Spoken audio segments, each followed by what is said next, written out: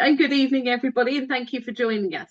This evening's session is Diagnostic Assessments, All You Need to Know. So I'm hoping this evening that we will be able to share information with you about diagnostic assessments, key things you need to know, etc. I'll go through what we're going to cover in a moment. My name is Lynn. I'm the Head of Professional Standards at the BDA, but I am responsible for the assessments team. So that's the area that one of the areas that I manage. Hopefully I am able to share some information about not just what the BDA do, but assessments in general and what to expect. So we are going to talk about the benefits of assessment and why they might be a good thing to do, but also to make you aware of some of the limitations of having an assessment, because there are limitations to them, which you'll find out. Just some key points that you would need to know. What to look for when choosing an assessor. So you can choose a private assessor, you can choose an assessor through a charity like the BDA, and we'll give you some information about the sort of qualifications that you should be looking for and key things in that area. We're going to talk through what would happen before an assessment, during the assessment and after an assessment, just briefly. We're going to touch on remote assessments, because we can do remote assessments now and the benefits of those, and talk through what they are like. We'll talk about our service, just to let you know that we do provide the service and what's involved. And hopefully, importantly, at the end, if you have any further questions after we finish, as Nikki said, just pop them in the Q&A as we're going along, and hopefully we'll answer some of those at the end. That'd be really good.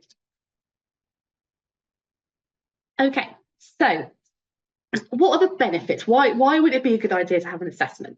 Possibly you're here because you're thinking about it, or because you'd like to know more to inform other people, perhaps in a school setting, etc.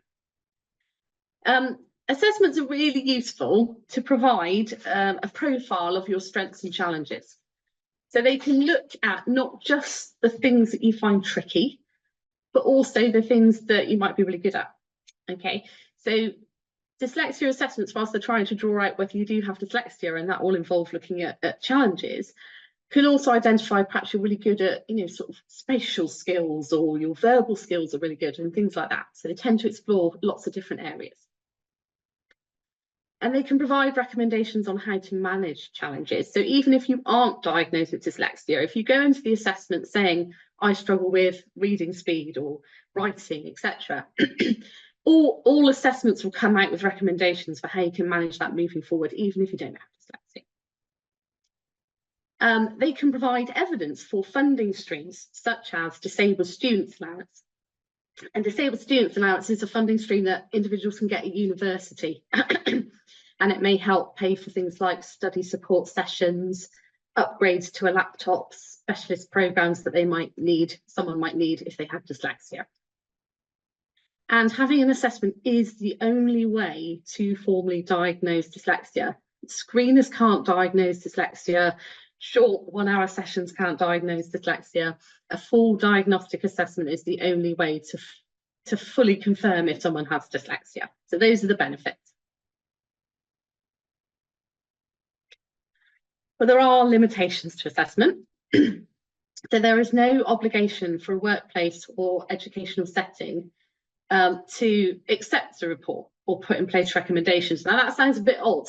And there's a caveat to that, basically. So if someone is diagnosed with a disability, workplaces have to put in place reasonable adjustments. They do have to do something. They do have to acknowledge that you've been diagnosed with a disability, which is what dyslexia class does. But they have to put in place what is deemed reasonable. Okay, so the report has recommendations. It doesn't have compulsory things in it. And another important thing, if you're with someone who is of sort of GCSE age, particularly, or A-level age, is that reports can't be used as evidence for exam access arrangements. Don't go into an assessment assuming that if you have a diagnosis of dyslexia, that this then means the school has to put something in place. It doesn't work that way for exams. You don't have to have a diagnosis of dyslexia to get support in exams, actually, which is the good news.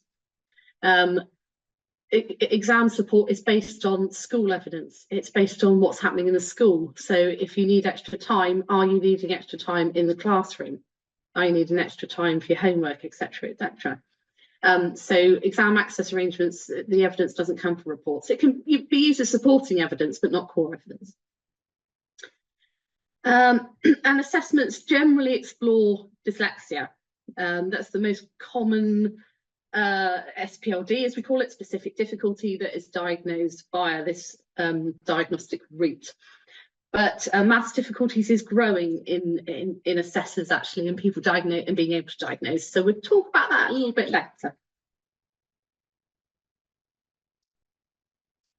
Okay, so some key things that to be aware of. So individuals do need to be at least the age of 7, okay? And the reason they need to be at least the age of 7 is to do with the sort of developmental process before that age. It's very hard to say whether someone's underachieving when they're very, very young. There may be indicators, there may be things that are suggesting that dyslexia may be there, but we wouldn't be able to diagnose until they're at least 7. And currently we say preferably 8. And the reason we're saying preferably 8 currently is due to COVID, of course. COVID always comes up. It's caused delays for many people, and therefore we prefer somebody to be at the age of 8 in case COVID is the cause of the delays in their progress, as opposed to a specific difficulty. An individual can be assessed by a specialist teacher with an appropriate qualification, and I'll go through those in a moment. Or they can be diagnosed by an educational psychologist or a psychologist. Psychologists are quite good at complex things, and you know, sort of if someone has interacting needs, more than one thing, but they can diagnose dyslexia as well. Specialist teachers generally have had a background in working in an educational setting, so they kind of have that perspective on things, and those with appropriate qualifications can diagnose dyslexia as well. Independent assessors vary in the cost that they charge people for an assessment, and it can be quite expensive. So you would expect to pay, you know, upwards of £400 for a specialist teacher assessment, and educational psychologists even more. So it is an investment, but there are few and far between funding streams. You certainly can't get funding from the NHS, it's not a medical condition. But there are certain organisations like the Civil Engineers Institute, they fund assessments. You could hook up with your local dyslexia association, they may be able to guide you as to funding in your area. The BDA occasionally offer bursaries. You really need to keep your eye out for funding if that is what you need. One important thing to bear in mind that is, if at any point in time the individual being assessed wants to go to university and would like to use that disabled students allowance that I mentioned in the previous slide, the assessor that you choose must have an assessment practicing certificate if they're a specialist teacher. Educational psychologist, fine. If they're a specialist teacher, they must have an assessment practicing certificate. And I'll sort of talk through on the next slide, you know, what we would recommend that you look for when getting an assessor. Just a note on visual stress. Visual stress is often seen as a marker of dyslexia, and I'm going to dispel that myth right now. It isn't, okay? So if you have an individual who's saying that the words move on the page, or the blank white page is glaring and things like that, please go and see an optometrist, an optician, okay? Visual stress is a visual difficulty and needs to be diagnosed by an optician or optometrist. People with dyslexia can have visual stress. People without dyslexia can have visual stress. And an important thing to know is, if you suspect that anybody does have visual difficulties, you would need to get that checked before they have an assessment. You can't have an assessment if you can't see the words on a page. That's not what dyslexia is. And the assessor would need to rule that out before you had an assessment. So just to dispel that one of those myths, hopefully that's a really useful tip for today. So I did promise that I would talk about the qualifications that people should have and what you should be looking for. So if you are looking for an assessor, someone who has completed a level 7 qualification in specific learning difficulties can diagnose dyslexia. However, As we mentioned on the previous slide, if they haven't got an assessment practice certificate, you can't use that report if they wanted funding for university. And it's just good practice in general to select an assessor who has an assessment practice certificate. Now, the way that you can check whether someone has an assessment practice certificate is to ask them. You could ask them to show it to you, that's fine. But there is a website called SASC, S-A-S-C, SASC. It stands for SPLD Assessment Standards Committee, but it's SASC, S-A-S-C. They have a list of people with an APC. You can search for that person on there, okay? We also recommend that the individual, if they're a specialist teacher, has what we call active AMDA. And AMDA means accredited with the British Dyslexia Association. And that's our own award, and it's for people who've completed their level 7 on a course that we have accredited. So we've checked the content of their level 7 course and we have approved it, and therefore we allow them to have AMDA, and they have to renew that every 3 years. So the easiest way to just check that is just to ask for their last AMDA certificate, and it should be dated within the last 3 years. Educational psychologists, slightly different. They need to be registered with the Health and Care Professions Council.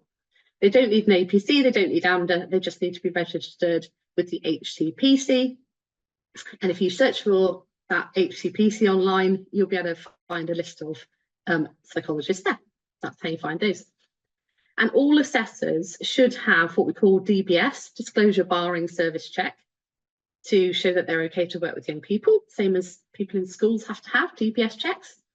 And they should also have insurance to make sure that, you know, hopefully nothing goes wrong, but, you know, if anything did go wrong and it didn't go as well as we'd hoped, then that they are covered. But I've never heard of an instance of that, but they need to have insurance just in case.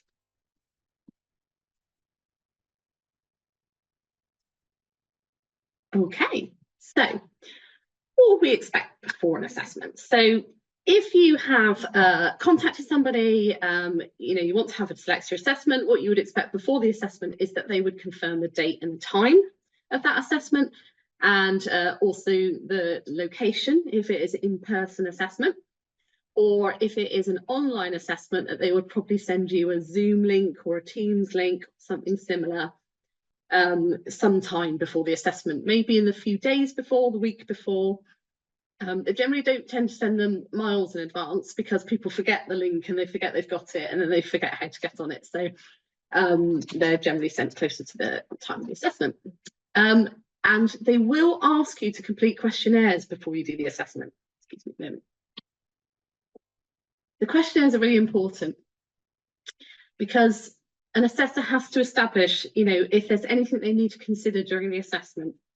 So they send the questionnaires for individuals to complete before the assessment takes place. And they might be looking out for, you know, do they need rest breaks? Are there any medical conditions they need to consider? But also, is the background information there telling them that it supports, you know, a possible diagnosis of dyslexia? And they'll use the information from those questionnaires within their assessment report in the background information section. Right, so what can you expect on the day?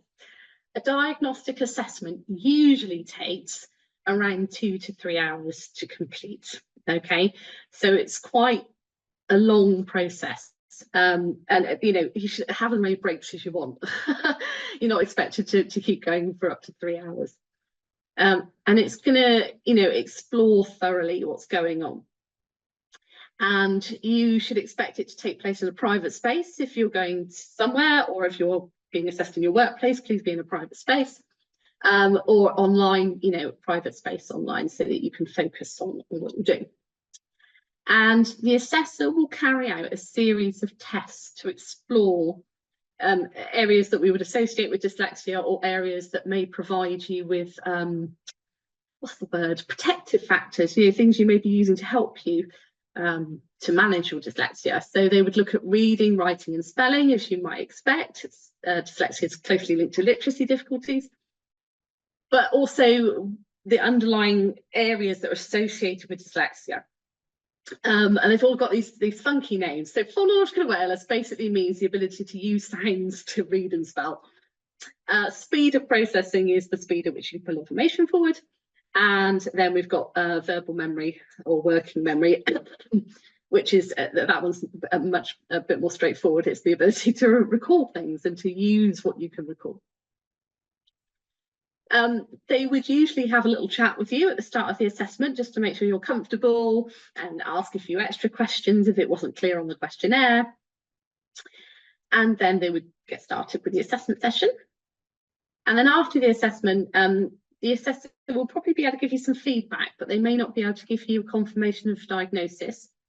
The reason being is that all tests are sort of scored, as it were, so we can see whether individuals are underachieving in the areas we've assessed or whether they're excelling.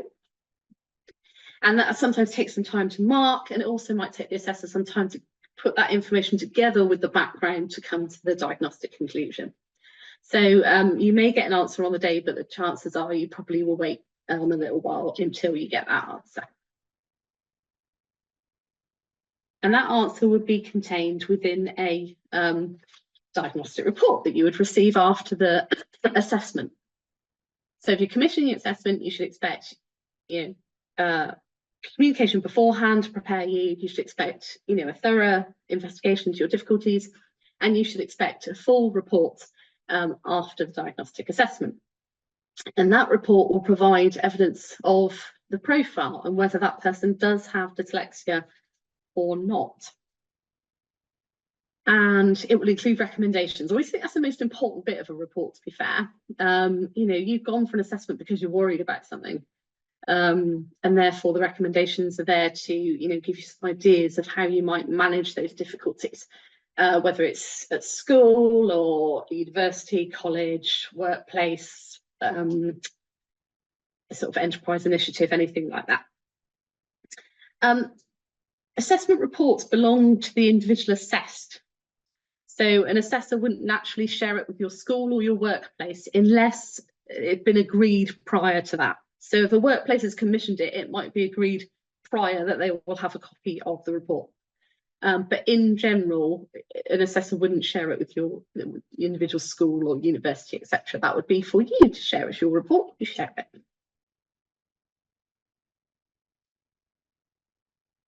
Okay, so just talking about remote assessments. So the COVID had many sort of drawbacks and benefits, really, didn't it? And the world of working online was one of the 50-50 things, I think, but we can assess people remotely online. The BGA recommend that somebody is 12 and over to do a remote assessment, but some assessors will assess somebody online younger than that, and there's no rules or regulations that say that they can't.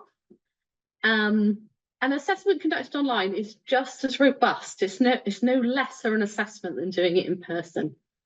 It will include, the same range of activities, it will explore the same areas, and it will be able to identify whether you or the person being assessed has dyslexia or not. It's no lesser a thing.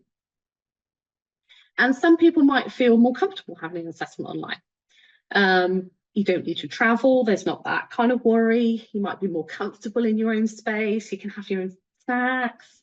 You might have the cat sat on your lap to make you feel calm, or whatever works for you, as long as you're focused. So it has a number of advantages, but some people prefer to go out and have an in-person assessment, and that's fine. The one thing to bear in mind with remote assessments, of course, is you do need to have good internet connection. You need to be able to hear clearly, you need to be able to see clearly. You can't do it on a phone, you'd have to do it on a larger screen of some description, whether it's a laptop or a large tablet. And you need a reliable internet connection. And as we mentioned earlier, assessors doing an online assessment would send you a link to a platform such as Zoom prior to that assessment. I put plan form, there's a typo on there, so sorry. I'll correct that at some point. I'll take it off the screen before anyone notices. Okay, so as I've kind of alluded to, you can look for a private assessor. Assessors advertise online. You can go on that SASU website and find an assessor. And there are various channels through which you might find one. But the BGA obviously do have an assessment service, and I will talk to you and explain that assessment service. And there are benefits to choosing an assessment service via the BDA or other charities like Helen Arkell. You know, we're all working together to support people. It doesn't matter who you choose. But if you do go through a charity such as ourselves, we check the assessor's qualification and we check it annually. And we also check the reports on a regular basis to make sure they're of a high standard. And we ask for feedback, and you know, it's a lot more monitored. I'm not saying there are many very good independent assessors out there. And if you just check their qualifications, make sure they've got these qualifications, all should be well. But I will talk to you about BDA services. So we have a couple of options. We've got our remote service, which is for those who are 12 and over and are having a remote assessment, if they are able to. If they're not able to, if they're 12 or over, or if they are younger than 12, we've got a referral service, and we will put you in touch with an approved assessor who could carry out a diagnostic assessment in person. So if you're self-funding the assessment and you go to the BDA, 12 or over online, it's in-house from us. If they are younger than 12 or can't manage a remote assessment, we refer people on so that we have a wider spread of assessors in different places. And there's also the option, if you are being funded by an employer, if you're lucky enough to be funded by an employer or organisation or local authority or university or anything like that. And we've also got a corporate assessment service, and that can be carried out remotely or in person. And good news, so the BDA can now refer you to an approved assessor for dyscalculia. Okay. I will be honest, there are very few dyscalculia assessors in the UK, and there are even fewer who hold the qualifications that the BDA would recommend. Now, again, you don't have to choose an assessor who has the qualifications that BDA recommend, but we recommend those qualifications as a protection factor. They are what we would deem to be sufficient for somebody to be diagnosed dyslexia or dyscalculia or maths difficulties. And that qualification is somebody who's done a level 7 course in the assessment of dyscalculia in particular, or somebody who's got the AMDA dyscalculia, that is our award, the accredited with the British Dyslexia Association dyscalculia qualification. Somebody who is qualified to assess for dyslexia is not considered sufficient by the BDA. However, someone who's qualified in dyslexia and has the appropriate experience in maths can diagnose dyscalculia. We're not saying they can't, we're just saying this is what we recommend you look for. Again, if you come via our service, we check those things, but you can choose independent assessors if you wish. Dyscalculia assessments at the moment can only be done in person at the moment. That's the guidance at the moment. So if you want a dyscalculia assessment, you would need to be in a setting somewhere. You can't do those online. And as I mentioned, we've got a referral service for dyscalculia. So if you'd like to come to us, by all means do.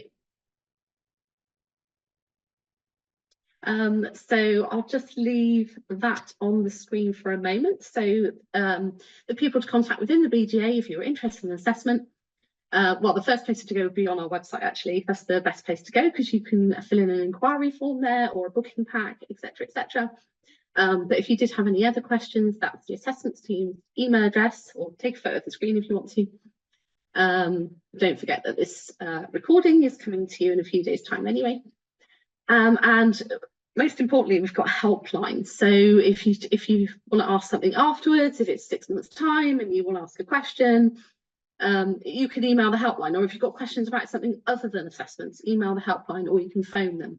And they have certain opening hours for the phone, but they'll get back to you as soon as they can if they're not open.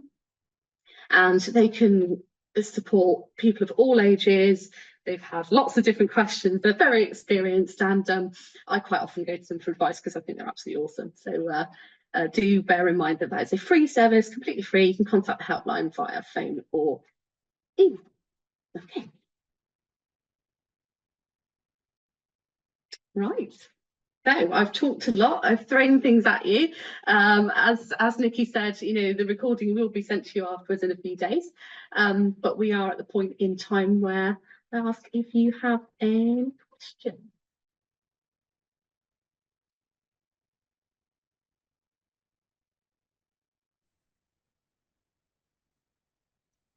Hi, Nikki. Hi, sorry, I am here. Claudia won't let me share my video at the moment, but we'll sort that out in the meantime, and I'll try again in a second. So yes, we do have some questions. Thanks, Lynn, that was great. So we've got somebody asking about, is there an expiry date to, oh, there I am, popped up now, an expiry to the assessment. So if somebody had them, particularly at sort of 8, 9, would they have to have it again when they went off to university? That's a really good question, and the answer is it lasts a lifetime. So no, you can have it done once. They could be 7, 8, 9, and it should last you all the way through to, you know, 9900. You know, it lasts a lifetime. You can take it from school to university to workplace. Yeah, brilliant. Thank you. And actually, a great question. Could you give an example of the sort of questions that you're actually going to be asked in an assessment? I know it's like 2 to 3 hours, like you said, but the sorts of things that they're testing, what will they be asked? Yeah. Okay. So we're talking about what the assessments involve rather than the questionnaire beforehand, I think, aren't we? Yeah. I believe so. The actual assessment, yeah. So as an example, if you're looking at somebody's reading ability, you would ask them to read some single words. You might ask them to read some text, so passages of information, and ask them questions about what they read. And you might measure their reading speed. You would ask them to do some writing, and you could measure their writing speed and the legibility. And then the sort of, if you think about memory tests, they ask you to memorize things, like they might give you a series of digits, 5 digits, and ask you to repeat them back, or they may even ask you to repeat them backwards to you, just for a bit of challenge. So those are the sorts of activities. So there are things that are based around literacy, as you can imagine, reading, writing, and spelling, but there are also things based around what we would relate to dyslexia, such as memory, such as speed of working, etc. Brilliant, thank you. And are schools diagnosing children with dyslexia? By and large, no. Schools in general are focused on what the individual needs in terms of support, access to the classroom, etc., etc. So I can understand, you know, schools feel that, and it is the priority that individual gets the support that they need. They don't need a diagnosis to get that support, therefore schools don't generally diagnose them. Okay, thank you. And we've got somebody that's already had a diagnosis, and they are dyslexic and have other co-occurring difficulties, but they're finding that their workplace isn't being very helpful. I know, just to jump in before I even ask you to do this, I know we have a lot of information on our website about workplace support for adults.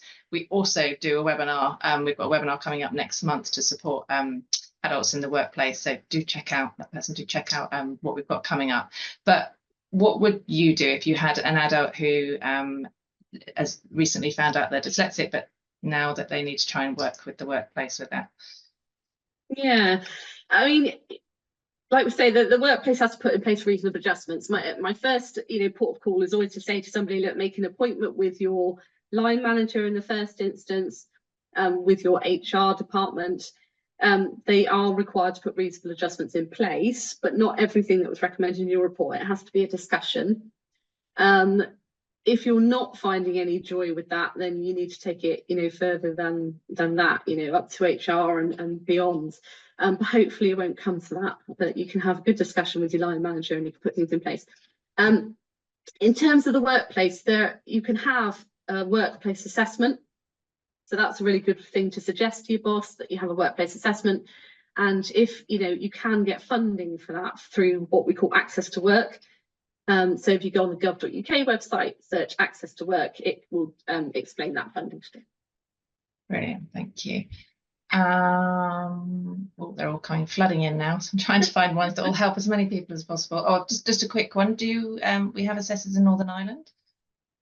Yes, we do. I'm trying to remember what happened. We've recently done a push on that. One thing I will say about assessors in Northern Ireland is they have to be psychologists, so you can't have a specialist teacher assessment. Okay, so this person could just go onto our website and do the usual referral, Yeah. trying to find out information for that. Fantastic, Yeah. thank you. Oh, interesting question. Are there any cases of children that are assessed multiple times of the results coming out differently? I hope not. I was thinking the same. Maybe need to check those qualifications. Yeah. Well, there's a few things to mention there. One, we wouldn't need to do multiple assessments. I would question why we're doing multiple assessments. Two, dyslexia lasts a lifetime. So the demands on individuals change over time, of course they do, but the tests that we use are what we call standardized to the age of the person. So whatever's appropriate for that age is what is identified. And that's how we find out if it's dyslexia. And while their needs may change over time, the underlying causes of dyslexia won't. So if they had multiple assessments, in theory, they should come up with the same answer each time. Thank you, reassuring. We've got quite a few people asking about access arrangements. I know you said at the beginning that the assessment actually isn't what you need for access assessment the school's going to do. Could you just explain, so if somebody, regardless of whether they've actually got a formal assessment or not, what do they do with the school to get those access arrangements? How would the assessment possibly help? I know you said that they can use it as part of it, but could you just talk us through, because quite a few people are asking about access, and we do actually, just sorry to butt in, but we do have a great webinar next week all about access arrangement that Lynn is doing for us. So if you want to dive in deeper about access arrangements, then do join next week. Again, it's free to register. If you can't join us, then we'll send you the link to, once you've registered, we can send you the recording. But just for the few people that are joining tonight, could you just talk us through that process with the schools? Yeah. Thank you. So at GCSE and A-level age, access arrangements are based on the individual's, what they call normal way of working. I'll talk about primary age in a moment. So if in the school, the individual has support with reading in the classroom, or is allowed extra time, or has a laptop or whatever it is, that's what's called their normal way of working. Those people who are identified within the school as having some need in terms of their normal way of working, when they come to year 9, the school then would assess them, not a 3-hour assessment. They would just look at the reading, the writing, or the spelling, whatever they need. And they gather the evidence for exam access arrangements. So there are 2 streams. They need the normal way of working, and then they would do their own tests from year 9 onwards to see if that individual is eligible for exam access arrangements. It can't be requested by the parent as such. However, if you are concerned, talk to the school special needs coordinator and highlight it. It may be that they haven't noticed it, but they can't put in place any exam access arrangements from any information outside. It has to come from the school itself. In a primary school, it's down to the teacher in the classroom and the special needs coordinator to decide. They don't have to do any testing, but they have to look at the individual and see that they need it in the classroom. Again, normal way of working.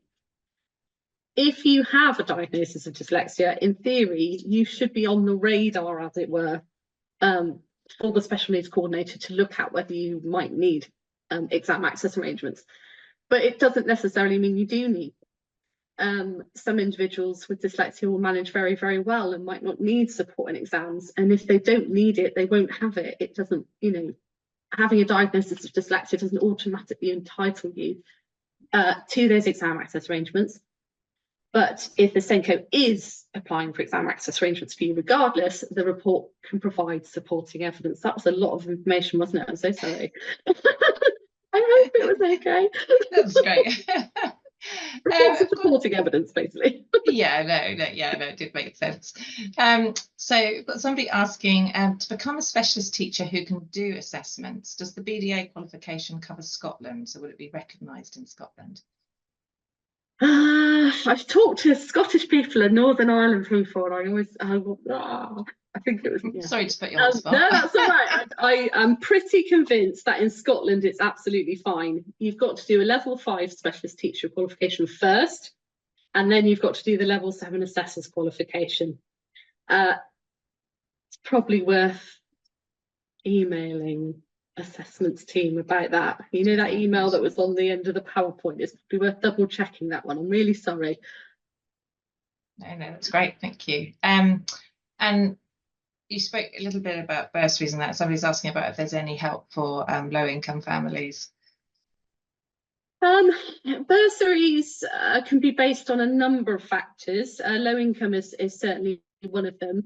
I know that at the moment we don't have any bursaries available, but that we are constantly trying to find funding for bursaries.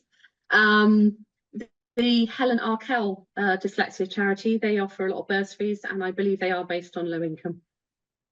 Okay, brilliant, thank you. So I'm trying to find a different type of question. So you talked about remote assessments, yep. But this person's actually asking about the pros and cons of doing an assessment at home versus like going to an assessment centre. Is there any sort of, I know the test is the same, but what would you suggest is better or worse for doing that? Yeah, I mean, I guess it depends a little bit on yourself. It depends how confident you are in using computers. So in this day and age, you know, people like myself are used to working online. We do it quite often, and we wouldn't worry too much about connectivity or being able to hear or see, etc. But if you're not used to that kind of world, you might want to do carry out an assessment in person. And I quite often have adults who come for an assessment in person also because they're very personable people.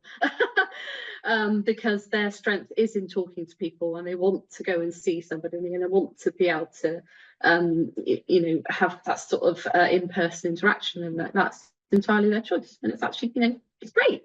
But I don't believe, sorry. But I was just going to say, does it make any difference whether it's in their home or whether they go to an assessment centre for it? Yeah, there aren't many assessment centres, so generally they are in a setting, whether that's a home setting or a home office or wherever it may be. I don't think you definitely don't lose anything doing an online assessment. I think people are used to now talking to people online and being very personable and having, you know, sort of professional relationships online. So you don't lose anything, I would say. Yeah. Okay, good, brilliant, thank you. So we've got a lady asking, my 16-year-old daughter has been diagnosed with ADHD and autism. I strongly suspect that she is dyslexic as well. Would it be worthwhile paying for an assessment given that she already has the access arrangement set up for her? Well, in that case, it would seem to me that the purpose of the assessment would be to have an answer. So the question really has to be, how much do you want an answer? If the assessment itself isn't going to gain you anything in terms of access arrangements or funding, then you're not doing it for that purpose. Do you still want to know if they have dyslexia as well? Then if that's the core of your reasoning, then you would need an assessment. Okay, thank you. And we have had people that say actually they didn't realise they needed the assessment. They thought it was just to say they were dyslexic or not. Actually, the information you get from the report is so detailed, isn't it, that it can really show your challenges, but also your strengths, and it can really help your understanding. Yourself. It really explores that profile of that person. And as I said, I think the recommendation section is the most important bit. I will say reports generally are over 20 pages long, you know. They're really detailed. But there is a summary at the beginning, okay, and you can have them read online if you struggle with reading.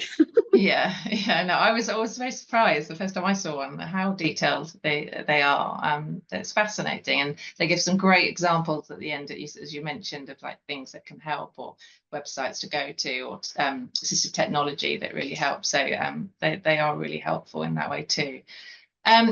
Got a couple of people asking about costs. I know you said it can range, but is it down to the individual of what the assessor's charging, or is there a sort of a set flat rate? Could you just talk there isn't a flat rate. There isn't a flat rate. It is down to the individual assessor, and as I said, they sort of range. You know, you could do a starting price of 400 up to, you know, sort of £700. You know, and beyond for an educational psychologist or psychologist. It's up to the individual assessor, you know, what they charge. I mean, I look at that person's qualifications as we recommended, etc., etc. The BGA cost is £660, but that includes VAT, so we actually only charge £550, but we've got to put VAT on it, so it does make it a bit more expensive. It's £660. But as we said earlier, you do have those protections in place. We check our assessments, we make sure they have the qualifications, we check their reports on a regular basis. Yeah, shop around. I must be honest, there are more assessors in some parts of the country than others. So there are less in Scotland, there are less psychologists in Northern Ireland, Devon and northern areas. It's not, we strive to provide assessors in as many areas as possible, but it's just not always possible, unfortunately. Yeah, I suppose that's the one bonus of it now being able to do some remote, that Yep. if you don't have, whereas before, I mean, did we have remote assessments before COVID? We didn't, no. So it's a good, well, that's a very good point. I didn't even think of that. No, but I know a lot of people do like it to be face to face and to be able to talk to somebody about it rather than just doing everything on the screen. And of course, so, if it's a younger person, it really needs to be in person anyway. Yeah. Just trying to find something a little bit different. Mainly locations. Lots of people asking about, like, do we have assessors and so. But if you go online onto the website, it will tell you. But like Lynn said, you can always email us if you're struggling to find someone or you're not sure. Do email us. Let me see if I can find one that's a bit different. So you've touched on this a little bit, but got a few people asking about linked with other co-occurring difficulties and neurodiversities such as ADHD and autism and that. I know we have other webinars that talk about the fundamentals of dyslexia and everything, but do you want, as there's quite a few questions about co-occurring difficulties, do you just want to maybe just talk a little bit about the links that we see quite often if you're dyslexic and you have other conditions? Yeah, well, to sort of highlights of different conditions, I think. Yeah, and what we see quite often. Yeah, I mean, dyslexia and all specific difficulties tend to overlap with other ones. They quite often overlap. And the incidence of ADHD and dyslexia occurring together is felt to be sort of 40%. It's quite high, really. As a snapshot, and to put it in very, very simplified terms, because it would take us forever to go through all of them, in general, dyslexia tends to be focused on literacy difficulties.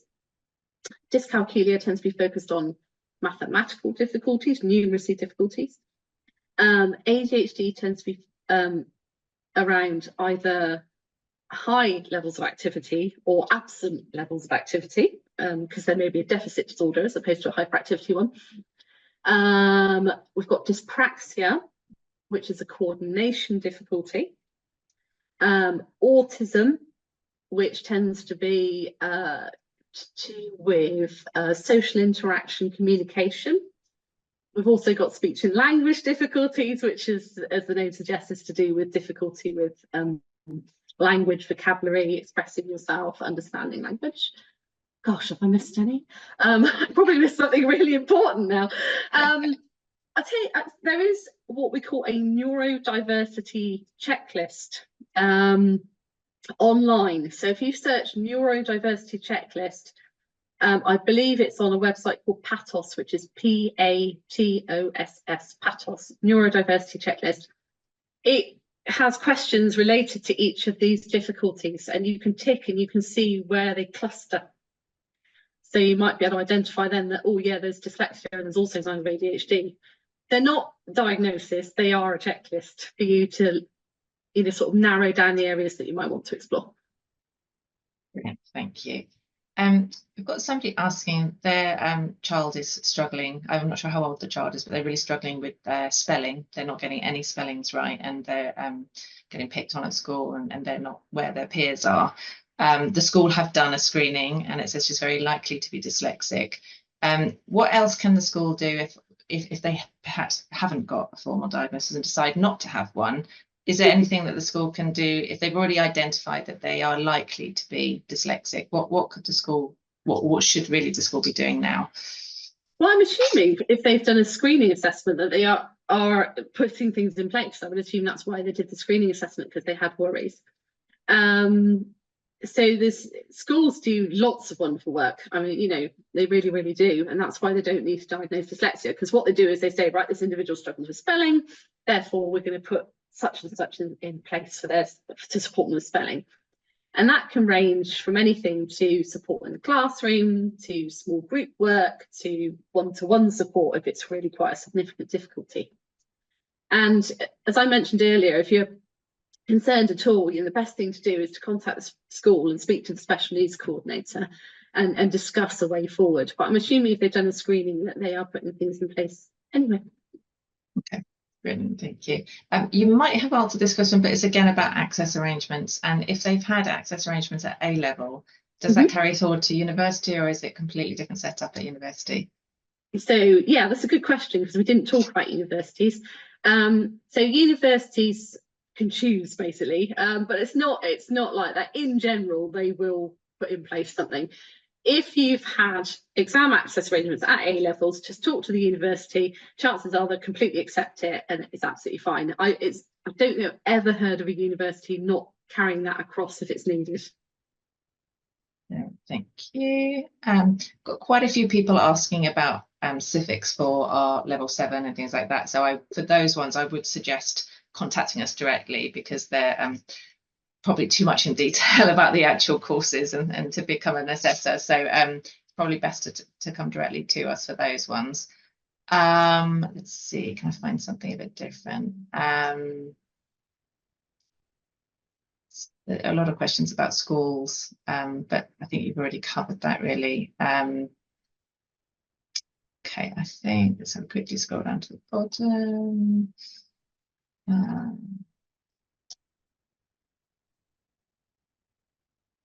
Yeah, no, I think that the rest are pretty much stuff that we've already gone through. So I think we'll leave it there. We have nearly come out of time anyway. So I just wanted to finish off by just saying thank you so much, Lynn. That was really, really helpful. And just a reminder that we are sending the link to this webinar out to everybody. So if you missed out the information about your local association or where to go for certain things, signposting, then you can just watch it back. But we will send out a follow-up email with some links in and that anyway. And just remind you that we do run lots of these webinars, and as we already mentioned, we're doing one on access arrangements on the 26th. So do sign up for that with all those questions. We're going to have a few questions next week. And we also have Dyslexia Awareness Week coming up on the 7th of October. It starts 7th, and we have a couple of extra webinars that week. We are doing understanding dyslexia, so the fundamentals. So some of those questions that came up tonight about what they should look out for. That's the great webinar for you to come to, because it will be really getting to grips with understanding what dyslexia is. And we're also doing another webinar on multisensory learning, which is for all age groups, right up to adults, multisensory things that can help adults as well. And then this autumn, we have our usual series, which actually does individual webinars on early years, primary, secondary, and we also do workplace. For the person that asking for support in the workplace, do try and sign up to that one, because we alternate. We do webinars that help support the individual in a workplace, and also for the workplaces what they should be doing or how to support their workforce who might be dyslexic. I'm just checking what else do we have coming up. We also, so I was pleasantly surprised to see how many specialists we had on tonight. And educators. So for you might be pleased to know that we actually have a conference coming up in November in Milton Keynes, Confidence in Change, which covers dyslexia and dyscalculia. So we've got a great lineup of speakers, workshops, and everything else. So if that's something that you're interested in, have a look on the website this weekend, because the early bird finishes on Monday. So if you want to discount, try and book that as soon as possible. But you can book tickets right up until November. But do take a look. And I know some people are asking for support as an adult. There is lots of information on our website. There's lots of resources. But if we haven't answered your question tonight, or you have a specific question that maybe you didn't want to ask, we do have a free helpline. So you can either email us or ring up and talk to somebody, and they'll talk you through, they'll help you, give you some guidance of what is out there and what potentially your workplace or university or school could help you with. So do reach out to us. That's exactly what we're there for. And we have specialists like Lynn who can answer all your questions. So do take a look in your own time. And just to say thank you again, Lynn, thank you, Claudia, for the support in the background. And hopefully we'll see you all on the next webinar. And have a great evening, everyone. Take care. Thanks, Vicky. Thanks, everybody. Bye.